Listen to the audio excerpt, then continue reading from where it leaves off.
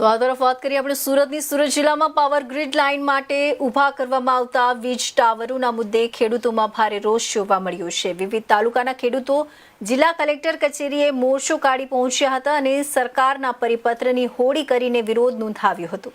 સરકારે power grid લાઇનથી અસરગ્રસ્ત ખેડૂતોને વળતર આપવા અંગે પરિપત્ર જાહેર કર્યો હતો. જો કે ખેડૂતોનું કહેવું છે કે જાહેર કરાયેલું વળતર પૂરતું નથી અને તેમને બજાર ભાવ મુજબ અથવા જમીનના ભાડા પ્રમાણે યોગ્ય વળતર મળવું જોઈએ.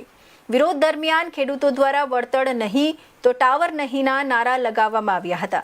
ખેડૂતોની માંગ છે કે તેમની જમીનમાં વીજ ટાવર ઊભા કરવામાં આવે તો તેના બદલામાં ઓછામાં ઓછું 4 ગણું વળતર ચૂકવવામાં આવે.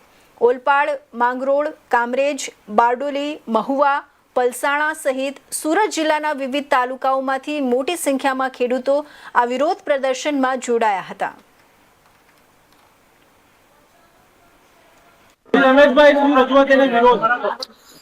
ગુજરાતમાં જે 20 ટ્રાન્સમિશન લાઈન ખેડૂતોમાં જે આક્રોશ છે, વારંવાર સરકારે રજૂઆત કરી છે. અમને બજાર કિંમતના 4 ગણા ચૂકો, કાંટા પછી અમને 1 પોલા 2 કરોડ, કાંટા પછી માસિક ભાડું ચૂકો, પરંતુ સરકારે અમારી માંગણી ન સ્વીકારતા એ જે 4/7/2026 રોજ જે માર્ગદર્શિકા બહાર પાડી છે એના વિરોધમાં અમે આજે કલેક્ટરશ્રીને આવેદનપત્ર આપવા આવ્યા છે.